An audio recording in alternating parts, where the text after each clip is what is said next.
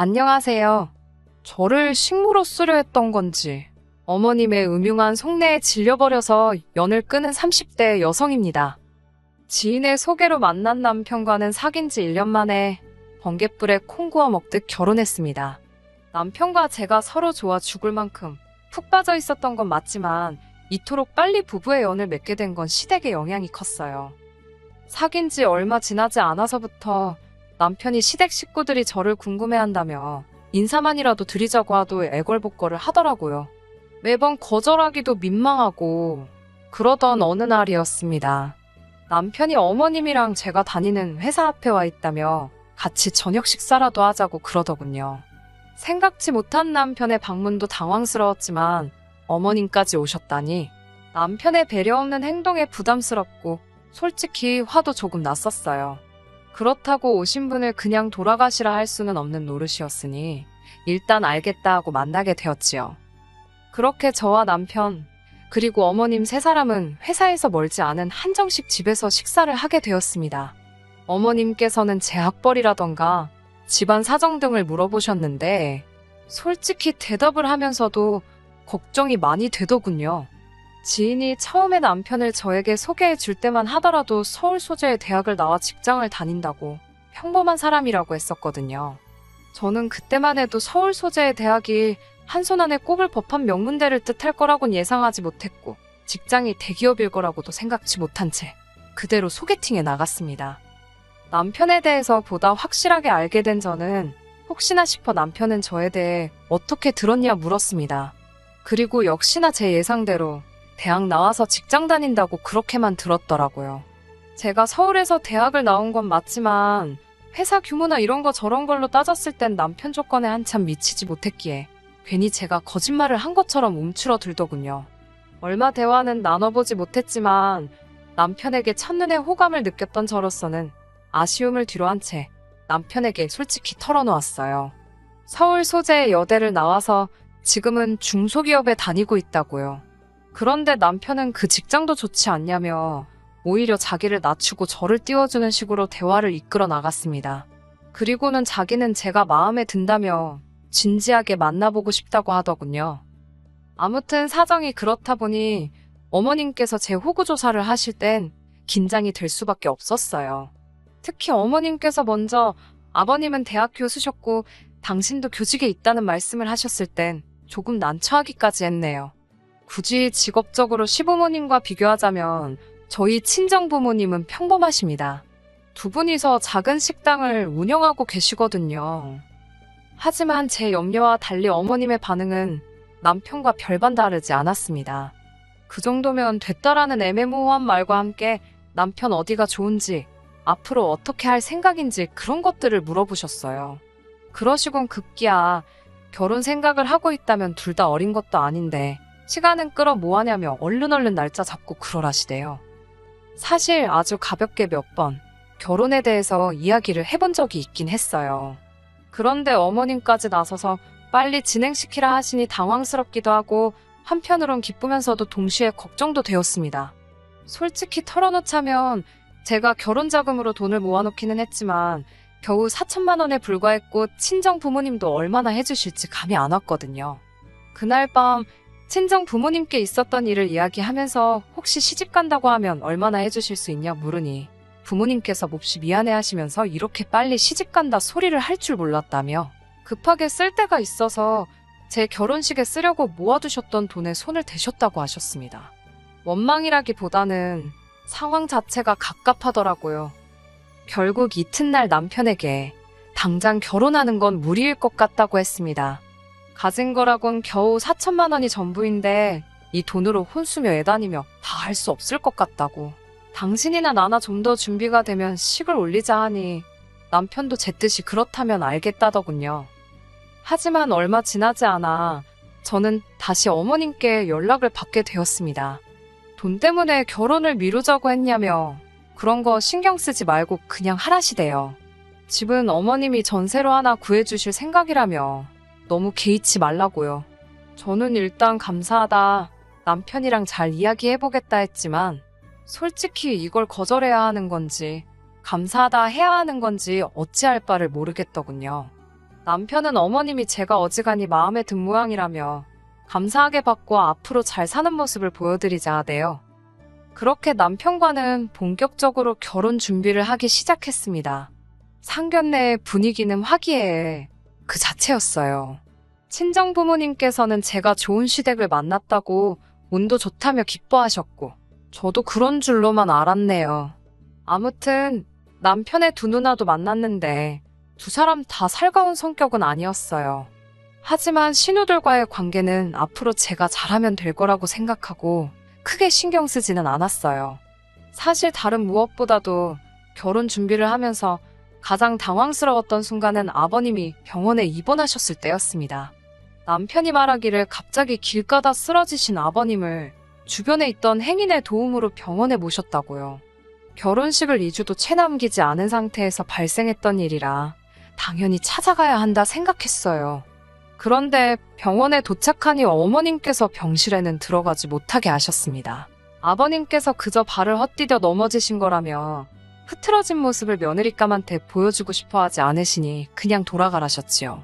다행히 결혼식 당일에는 전보다는 조금 야윈 듯한 모습이었지만 아버님은 무사히 결혼식에 참석하셨고요.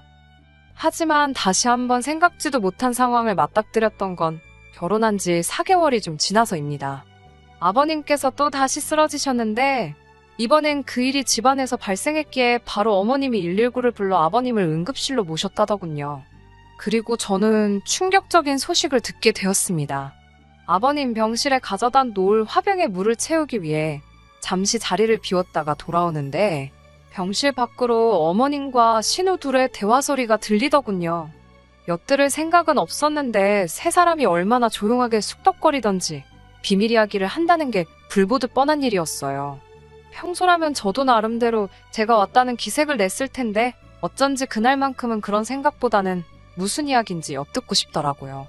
세 사람은 아버님의 병에 대해서 이야기를 나누고 있었습니다.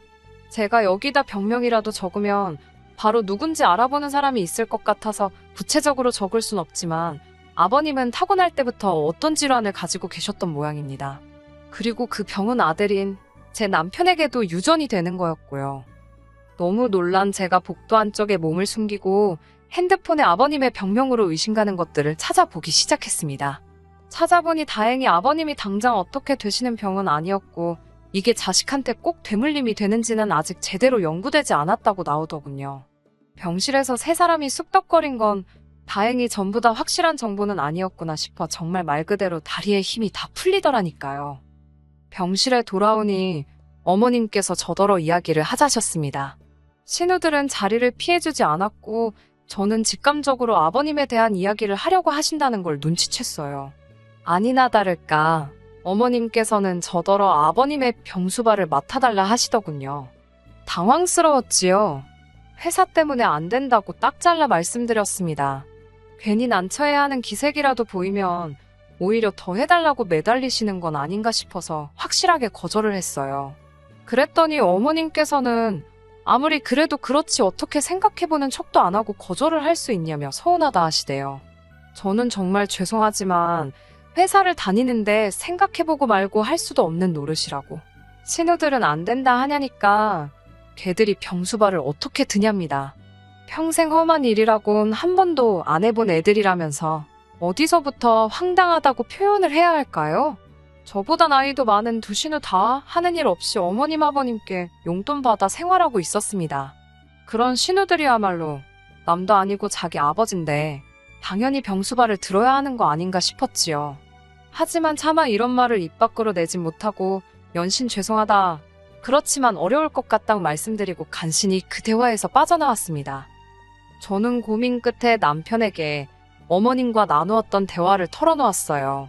솔직히 남편은 아버님 병명에 대해선 알고 있는지 유전 가능성이라던가 전부 다 이미 알고 있었는지도 궁금했고 남편도 제가 그 병수발을 들어야 한다고 생각하고 있는지도 알고 싶었네요.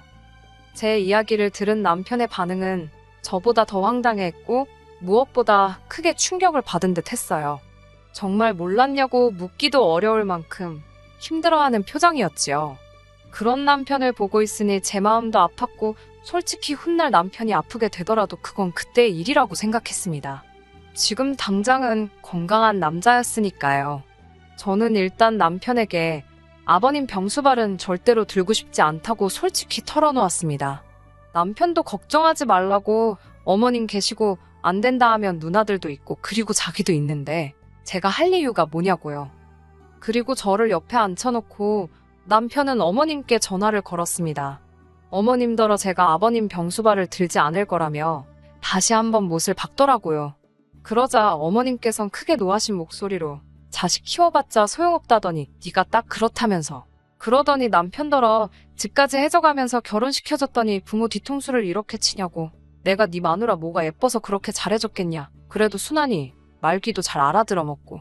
한마디로 부리기 좋을 줄 알아서 절 받아주셨다는 뭐 그런 말씀을 하고 계시더군요.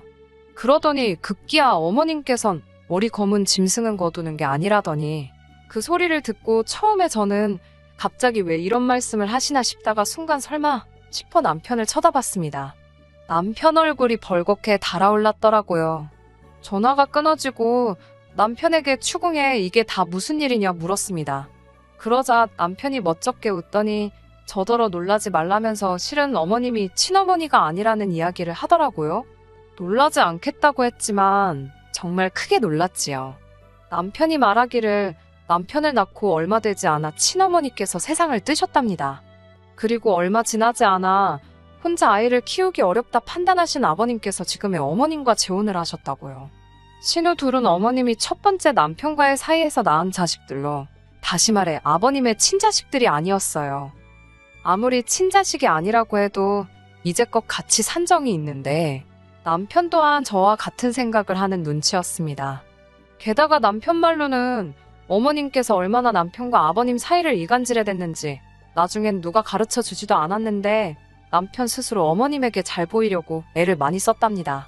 아버님은 어차피 자기 편을 들어주진 않으시니 어머님하고라도 잘 지내야겠다 싶어서요. 그 이야기를 듣는데 어찌나 속상하던지. 아무튼 어머님께선 그 전화통화 이후로 걸핏하면 전화 남편에게 전화를 거신 뒤 염치가 없다, 뻔뻔하다며 막말을 쏟아내셨습니다. 심지어 하루는 저희 회사에 전화를 걸어 시애비도 몰라보는 며느리라고 당장 회사에서 내쫓으라는 막말을 하셨고요. 이때는 저도 도저히 참을 수가 없어서 명예훼손으로 고소해버릴까도 싶대요.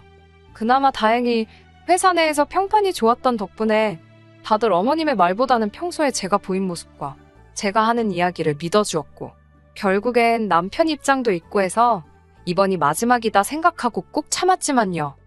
한편 어머님의 도를 지나친 억지로 지친 저와 남편은 상해 끝에 어머님이 사주신 집에서 나왔습니다. 어차피 어머님 이름으로 계약된 전셋집이었으니 그냥 비워두고 나와서 저희 둘이 오피스텔로 들어갔어요.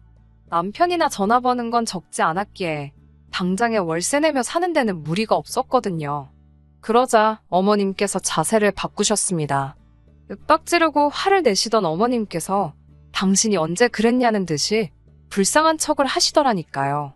견디다 못한 제가 간병인을 부르시면 어떠냐 하니 멀쩡한 며느리가 있는데 못하러 생판 남한테 아버님을 맡기냐며 저더러 그런 소리 하는 게 아니랍니다. 정작 아버님한테 진짜 관심이 없는 건 신우들이었는데 저만 아주 못된 사람이 되어가고 있었지요.